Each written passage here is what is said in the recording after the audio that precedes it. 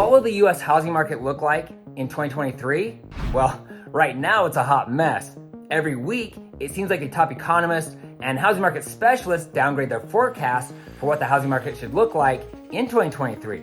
At this point, most are in agreement that home prices will decline in 2023, but not everyone. In today's video, I'll use the latest statistics, news, and information to give you a better understanding of where we are headed. When you're done watching this video, you should have the confidence to know if you should sell and or buy a home, or if you should just stay put. Make sure you watch to the end, where I'll share a surprising prediction from one of the most respected forecasters that could stabilize the market sooner than expected. And if you're currently paying rent, you'll definitely want to stay tuned. Let's start with Douglas Diamond, a Nobel Prize winner in economics. He warns the Fed will cause all kinds of trouble if it continues on its current path. Diamond told Fortune one of the Fed's reasons for existing is to promote financial stability. But when the Fed moves rates around, that has a spillover effect that the Fed better not ignore. The Fed left rates too low for too long. Now they have to ease on the brakes. But if they slam on the brakes, they'll cause a crash. I've shared the same view. I do not see a housing crash, but he's absolutely right. If they keep increasing rates, especially at this pace, sooner or later, we're going to slam into a wall. And it's going to be ugly. You don't have to be a distinguished economist to understand that there's going to be repercussions, which we are now seeing.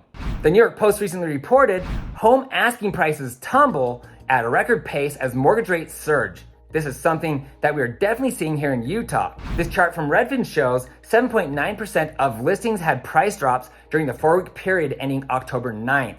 That's a record high and a massive jump compared to this time last year. Prospective homebuyers and sellers barely had time to get used to the 5.5% mortgage rates over the summer before they rose to nearly 7% this month, said Redfin's chief economist, Taylor Marr. He added, the second sharp rate increase this year, together with nerves about inflation and the direction of the economy, is dragging home sale activity down and pushing homebuyer sentiment down near its all-time low. The interest rate affects your buying power more than the price that you pay. It's why I was practically begging people to buy a home over the last few years. Redfin's calculations show just how devastating high mortgage rates are. Based on the current median home asking price and the 6.92% mortgage rate, buyers face a record high monthly mortgage payment of $2,559. Mortgage payments are 51% more expensive than they were at the same time last year, when buyers could expect to pay $1,698 per month on a 3.05% mortgage rate.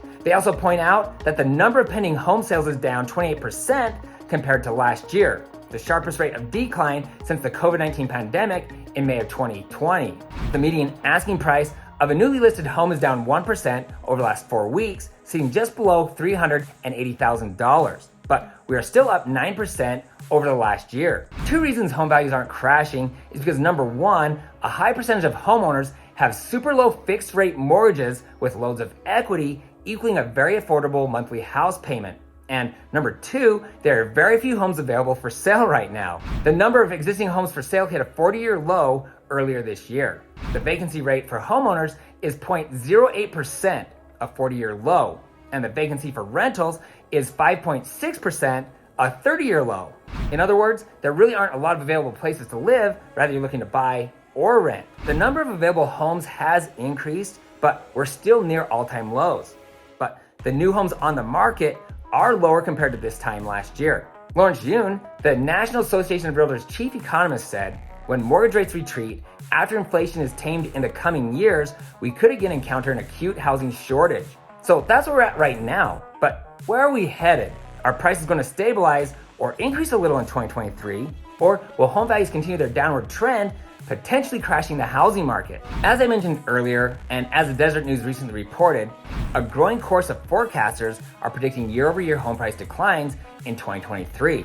The latest data clearly shows the US housing market is trending downward, but predictions from the leading forecasters are all over the place. This is likely due to the unpredictability of the US economy, or maybe more specifically, mortgage interest rates. Should rates continue their upward trend, the housing market could correct hard, potentially leading to a real estate crash. Should rates trend back down, home sales would pick back up. To predict where home prices are heading, economists look at 4 key indicators: supply versus demand, plus affordability, and the availability of credit. Supply and demand tend to move slowly, while the other two can change in the blink of an eye, especially when the Fed is messing with things, which is what we're seeing right now. Never in the history of the US housing market has there been so much confusion and volatility. No wonder even the best in the business keep changing, or should I say revising, their predictions. Still, some forecast slight home price appreciation in 2023, while many others expect to see negative year-over-year home price declines here in the good old US of A. So what are they saying? Morgan Stanley is predicting US home prices will fall 7% by the end of 2023. They originally predicted sales growth in 2023.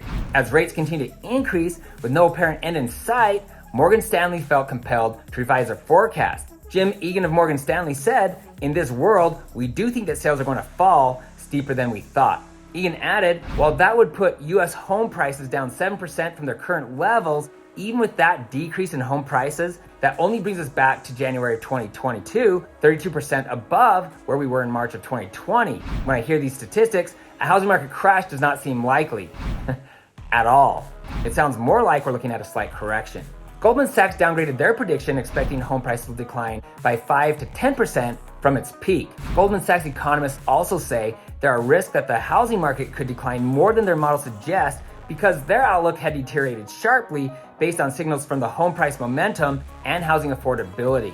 Moody's Analytics also forecasts US home prices will fall 5 to 10%, but warns significantly overvalued housing markets could see price drops between 10 and 15%. They went on to say that if a recession hits, home prices could decline 10 to 15%, and in the overvalued markets up to 25%. Their list of overvalued markets include Boise, Las Vegas, Phoenix, and my town, Salt Lake City. Of all the forecasts, I'm in most agreement with Wells Fargo, who expect home prices to fall by just over 5%.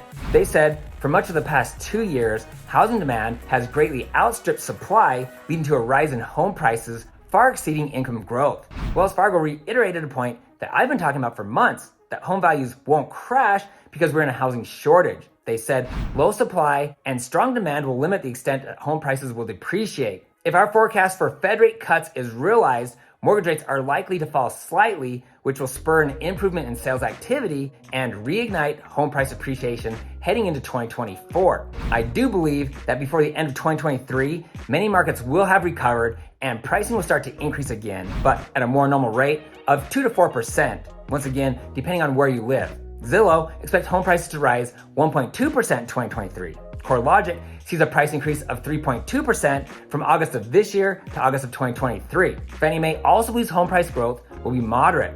I gained a lot of hope for a housing market recovery when I read an interview Malden Economics did with one of the most trusted sources, Barry Habib. Back in May, Barry accurately predicted that inflation would rise further and that mortgage rates would go up, creating a rough patch for the mortgage industry and home buyers. In this discussion, Barry talks about the turbulent events around the world and in the US.